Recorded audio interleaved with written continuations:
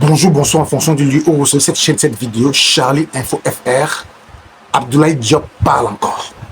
Abdoulaye Diop, c'est le ministre des Affaires extérieures du Mali, actuellement en poste. Ce gars fait des merveilles, les amis.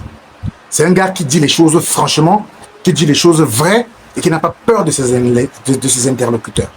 Il dit ce qu'il pense, il dit ce que la diplomatie malienne pense, il dit ce que le gouvernement malien pense, il dit ce que le président, son excellence Assimi Goïta pense. Président du Mali. Les amis, c'est fort, c'est chaud. Les Européens, les Occidentaux ont compris que ce gars de Abdoulaye Diop là, il ne s'amuse pas. Il ne blague plus. Écoutez le discours de Abdoulaye Diop, ministre de l'extérieur, des relations extérieures maliennes, aux États-Unis d'Amérique, à l'occasion de la fête de l'indépendance américaine. La fête de l'indépendance est la fête la plus importante. C'est une des fêtes les plus importantes aux États-Unis d'Amérique. Écoutez ce qu'il dit à ces gens-là. C'est plus les amusements, c'est plus les blagues. Ok? Laissez-nous un commentaire pour nous dire ce que vous pensez du discours d'Abdoulaye Diop, de sa manière de parler, de sa manière de faire les choses et de son travail. Pour moi, Abdoulaye Diop fait un travail remarquable, intéressant. Et je crois qu'il va encore être pour un bon bout de temps à la tête, n'est-ce pas, de la diplomatie malienne. Ne manquez pas de liker, de partager. Si vous aimez, laissez un petit commentaire. Dites-nous ce que vous pensez. C'est toujours avec plaisir. Portez-vous bien. Je remercie Madame Rachna Koronen pour son aimable invitation qui nous a été adressée de célébrer aujourd'hui avec la représentation diplomatique des États-Unis ainsi que la communauté américaine, mais aussi le corps diplomatique accrédité au Mali, le 249e anniversaire de l'indépendance des États-Unis d'Amérique. Bonne fête d'indépendance aux États-Unis d'Amérique. C'est toujours un réel plaisir pour le gouvernement de transition du Mali de s'associer à la commémoration des actes qui s'inscrivent dans le cadre de l'affirmation et de la réaffirmation légitime de la souveraineté des États, pour ce soir en particulier, celle qui concerne les États-Unis d'Amérique.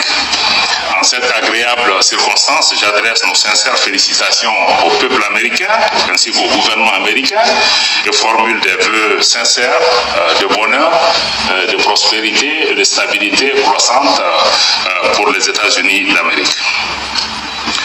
Dans un autre registre moins heureux, je voudrais également présenter nos condoléances émues au gouvernement, au peuple américain et aux populations américaines de façon générale pour les nombreuses pertes en vies humaines qui ont été causées récemment par des inondations dans l'État de Texas en moins d'une semaine. Donc la coopération entre le Mali et les États-Unis s'est solidement bâtie depuis les premières années de l'indépendance du Mali, mais aussi dans un esprit de respect mutuel, mais aussi un esprit de compréhension et un esprit d'ouverture. Nous avons eu aussi beaucoup d'échanges politiques de haut niveau, beaucoup de dirigeants maliens, Modibo Keïta, Moussa Traoré et d'autres ont eu des visites mémorables, ont eu des interactions avec des dirigeants aux États-Unis. Nous sommes convaincus qu'en poursuivant, voire en renforçant nos relations dans cet esprit constructif, nous pourrons relever ensemble des défis communs auxquels nos pays font face, auxquels l'humanité elle-même fait face aujourd'hui. Le contexte national que régional et international commande de la part de tous, de notre point de vue, une certaine lucidité dans la lecture de la situation, en particulier de notre pays et de ce qui se passe dans notre région, d'avoir un équilibre dans les appréciations, mais aussi d'avoir une perspective historique en lisant les événements, mais surtout d'avoir une constance dans nos attitudes. Je suis heureux à cet égard de saluer l'attitude constructive de l'ambassadeur et sa contribution, votre contribution, mais aussi celle de l'ensemble de votre équipe dans des circonstances extrêmement difficiles. Vous avez essayé de naviguer pour continuer à travailler, à redynamiser de façon réaliste les liens entre deux pays. Le gouvernement du Mali reconnaît et salue la nouvelle orientation de l'administration américaine en ce qui concerne le contrôle accru de ce qui est convenu d'appeler l'aide publique au développement, afin qu'elle s'inscrive dans le cadre de l'appui aux efforts de l'État au bénéfice bénéfice des populations défavorisées, conformément à la volonté des parties maliennes et américaines. Je n'ai pu manquer de noter à cet égard la convergence de vues aujourd'hui entre l'administration américaine et le gouvernement du Mali en ce qui concerne les risques réels posés par l'utilisation inappropriée d'une partie de l'aide publique au développement qui est devenue dans certains cas un instrument de déstabilisation de certains de nos pays. Je me félicite de ce que la coopération bilatérale soit désormais basée sur un engagement commun à nous de continuer à promouvoir la stabilité mais aussi la prospérité. Je sais que les questions économiques sont des questions très importantes pour Madame l'ambassadeur. À cet égard, je salue vos initiatives en cours, celles consistant de votre part à promouvoir les investissements et à mettre en relation les opérateurs économiques des deux pays, notamment à travers la rencontre Select USA, que je sais que beaucoup de nos compatriotes et hommes d'affaires ont participé à cet événement à Washington il y a juste quelques semaines. Justement, aujourd'hui, le Mali, l'AES, beaucoup de pays africains, nous sommes assez désabusés par rapport aux résultats qui ont pu être engrangés par rapport à ce qui est convenu d'appeler l'aide publique ou l'aide au développement. Nous pensons qu'il faut aujourd'hui regarder l'investissement. Il faut regarder les potentialités de nos pays, comment exploiter cela en allant sur d'autres types de partenariats.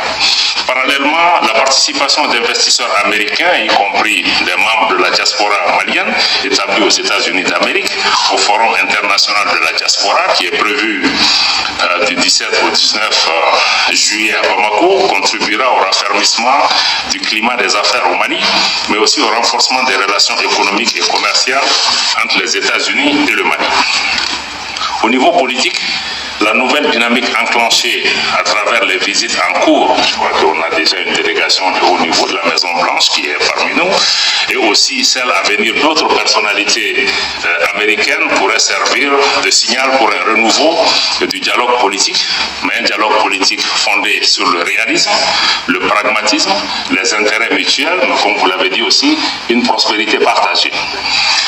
Aussi, voudrais-je dire que le Mali demeure ouvert, comme son Excellence le Président de la Transition l'a indiqué, à toute forme de partenariat, de coopération avec tous les pays qui veulent le faire dans le strict respect des principes que nous avons indiqués, le respect de la souveraineté du Mali, le respect des choix souverains de notre pays et la prise en compte des intérêts vitaux de nos populations. Et c'est les seules balises que nous avons. Nous n'avons pas d'autres conditions pour entretenir une relation avec les pays. Il y a 2 jours, nous célébrions le premier anniversaire de la création de la Confédération des États du Sahel, qui aujourd'hui s'impose comme une réalité géopolitique, mais aussi qui se traduit naturellement par une reconfiguration géopolitique de l'espace ouest africain. Notre position est d'indiquer que nous avons quitté une organisation, mais nous n'avons pas quitté la région, et nous ne pouvons pas quitter la région.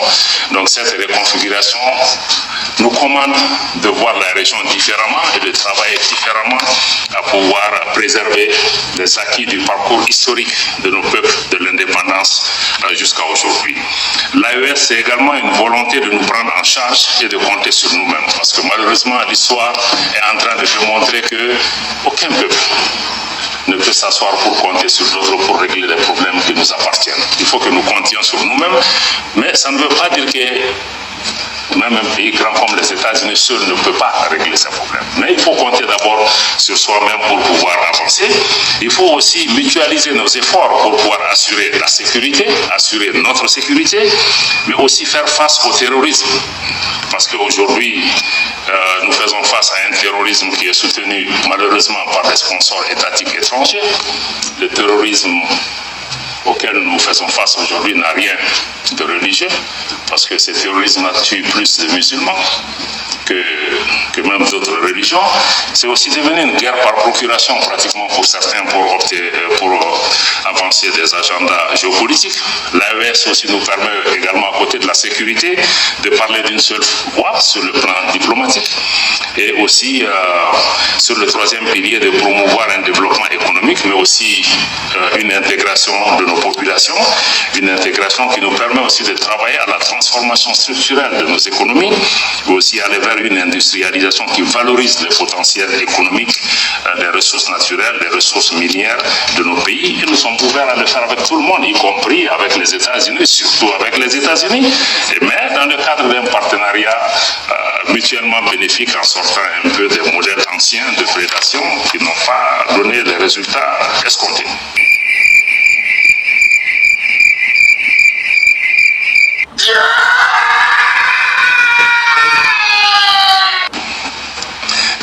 Donc, après avoir dit cela, je voudrais pouvoir m'arrêter là, encore une fois, en souhaitant une bonne fête d'indépendance à tous les Américains, en continuant à ouvrir nos bras aux Américains qui sont là, à ceux qui veulent visiter ici, et en vous disant que le Mali demeure aussi un peuple fier, un peuple éternel, et nous ne sommes contre aucun pays, nous ne sommes contre aucun peuple.